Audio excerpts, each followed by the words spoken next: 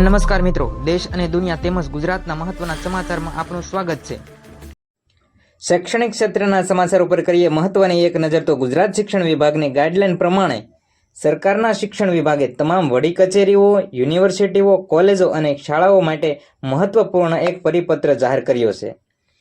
આપણે આ પરિપત્રને સાદી અને સરળ ભાષામાં સમજી લઈએ તો નવા આદેશ મુજબ હવે બેઠકો ઓનલાઈન યોજવાની આવશે। વિદેશી અને અન્ય રાજ્યોના જે બિનજરૂરી પ્રવાસો છે તેના પર પ્રતિબંધ મૂકી દેવામાં આવ્યો છે।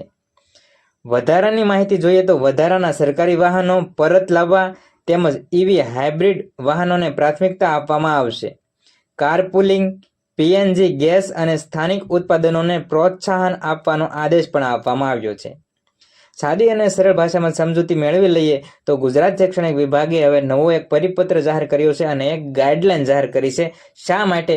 તો કારણ કે અત્યારે દેશ અમુક ટકા આર્થિક પરિસ્થિતિ સંડોવાઈ રહ્યો હોય તેવું લાગી રહ્યું છે, કારણ કે પેટ્રોલનો જથ્થો, ડીઝલનો જથ્થો અપૂરતો હોય તેવા સમાચાર મળી રહ્યા છે। કારણ કે પેટ્રોલ પંપ ઉપર લાંબી લાઈનો જોવા મળી રહે છે, જ્યારે ખેડૂતોને પૂરતા પ્રમાણમાં ડીઝલનો જથ્થો પણ મળતો નથી। ટ્રેક્ટર દ્વારા તેમને ખેડ કરવી હોય છે અથવા તો ટ્રકોને પણ પૂરતા પ્રમાણમાં ડીઝલનો જથ્થો મળતો નથી। તો આ પ્રાથમિકતાની શરૂઆત હવે શિક્ષણ વિભાગ દ્વારા કરવામાં આવી છે, જેથી કરીને વધારાના જે બિનજરૂરી રાજ્યના સરકારી પ્રવાસો છે તેના પર પ્રતિબંધ મૂકી દેવામાં આવ્યા છે।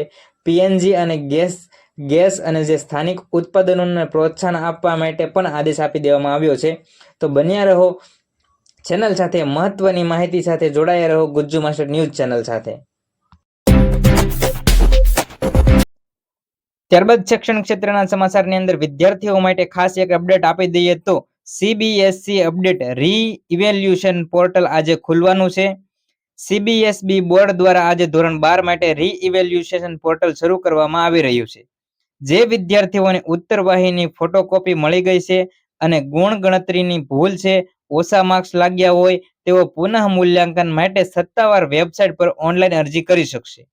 બોર્ડ દ્વારા આ વખતે મોટો રાહતભર્યો નિર્ણય લેવામાં આવ્યો છે અને રી-ઇવેલ્યુએશનની ફી માત્ર ને માત્ર ₹100 ઘટાડીને ₹25 કરી દેવામાં આવી છે। તો તમામ શૈક્ષણિક ક્ષેત્ર સાથે જોડાયેલા તમામ મિત્રો સુધી આ વિડીયોને શેર કરી દેજો। ખાસ કરીને વિદ્યાર્થીઓ સુધી આ વિડીયોને શેર કરી દેજો અને જો તમે આ ચેનલની અંદર નવા હોય તો ચેનલને સબસ્ક્રાઇબ જરૂરથી કરજો, કારણ કે ગુજરાતની બનતી તમામ ઘટનાઓની અપડેટ માહિતી સૌપ્રથમ આપવામાં આવશે અને ખાસ કરીને ખેડૂત વિષયોની માહિતી તેમજ સરકારી યોજના વિશેની માહિતીને આ ચેનલની અંદર રજૂ કરવામાં આવે છે।